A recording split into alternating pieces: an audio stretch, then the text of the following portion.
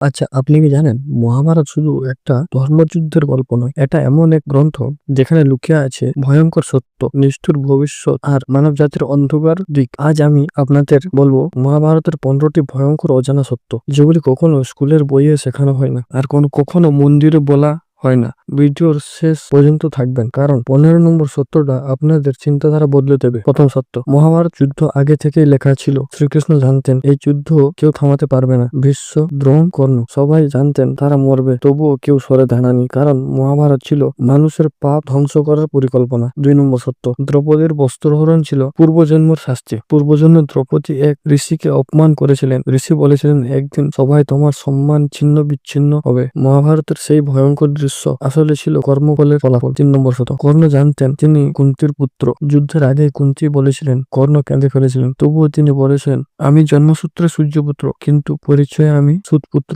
এই সিদ্ধান্তই তাকে সবচেয়ে ট্র্যাজিক চরিত্রে পরিণত করে। 4 নম্বর সত্য, অর্জুন যুদ্ধের আগে আত্মহত্যা করতে চেয়েছিলেন। গীতা শুরু হওয়ার আগে অর্জুন বলেছিলেন আমি এই যুদ্ধ করব না। তিনি অস্ত্র ফেলে দিতে চেয়েছিলেন। সেই মুহূর্তে শ্রীকৃষ্ণ বলেছেন এটা শুধু যুদ্ধ নয়, এটা মানুষের ভয়ের বিরুদ্ধে যুদ্ধ। 5 নম্বর সত্য, ভীষ্ম ইচ্ছা করলে যুদ্ধ থামাতে পারতেন। ভীষ্ম চাইলে কৌরবদের ছেড়ে চলে যেতে পারতেন, কিন্তু প্রতিজ্ঞা তাকে বন্দী করেছিল। মহাভারত শেখায় অতিরিক্ত প্রতিজ্ঞা কখনো কখনো পাপের সমান হয়। 6 নম্বর সত্য, দ্রোণ জানতেন তিনি অন্যায়ের পক্ষে। কৌরবরা ভুল, তবুও তিনি যুদ্ধ করেছিলেন। রাজা ও রণের রাজ্যে তিনি বন্দী ছিলেন।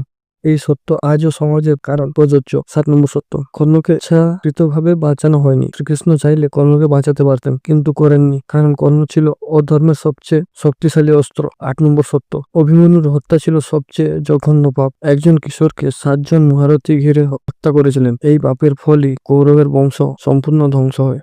দ্রৌপদী যুদ্ধ চাইতেন, তিনি শুধু অপমানিত নারী ছিলেন না, তিনি ছিলেন প্রতিশোধের আগুন। তাই অভিশাপে কুরুক্ষেত্র রক্তে ভেসেছিল। 10 নম্বর সত্য, যুদ্ধ শেষ হলেও শান্তি আসেনি। পাণ্ডবেরা জিতে গিয়েছিল, কিন্তু তারা সুখী হয়নি। যুধিষ্ঠির রাজা হয়েও রাতে ঘুমাতে পারতেন না। 11 নম্বর সত্য, গান্ধারীর অভিশাপে কৃষ্ণ বাঁচেননি। গান্ধারী বলেছিলেন যেভাবে আমার বংশ ধ্বংস হয়েছে, সেভাবে তোমার বংশ ধ্বংস হবে। কিছু বছর পর যাদব বংশ ধ্বংস হয়। 12 নম্বর সত্য, শ্রীকৃষ্ণ নিজেও যুদ্ধের দায় এড়াতে পারেননি। তিনি অস্ত্র ধরেননি, কিন্তু সব সিদ্ধান্ত তিনি নিয়েছিলেন, তাই কর্মফল তাকেও ছুঁয়েছে। 13 নম্বর সত্য, কুরুক্ষেত্রে আজও অভিশপ্ত। লোককথা অনুযায়ী রাতে কুরুক্ষেত্রে গেলে আজও যুদ্ধের শব্দ শোনা যায়। 14 নম্বর সত্য, মহাভারত ভবিষ্যৎ কল্পনা করে লেখা। কলিযুগের লোভ, রাজনীতি, ভণ্ড ধর্ম সবই মহাভারতের আগে থেকেই বলা আছে। 15 নম্বর সত্য, সবচেয়ে ভয়ঙ্কর সত্য, মহাভারত বলে ভালো মানুষেরা ভুল সিদ্ধান্ত নিলে ধ্বংস অনিবার্য। এখানে কেউ সম্পূর্ণ নায়ক নয়, কেউ সম্পূর্ণ খলনায়ক নয়, সবাই মানুষ। যদি মনে হয় এই সত্যগুলো আপনাকে ভাবিয়েছে, তাহলে ভিডিওটিকে লাইক করুন, চ্যানেলটিকে সাবস্ক্রাইব করুন আর কমেন্টে লিখুন ধর্ম না কর্ম কোনটা বেশি শক্তিশালী। কারণ পরের ভিডিওতে আসছে কলিযুগে মহাভারতের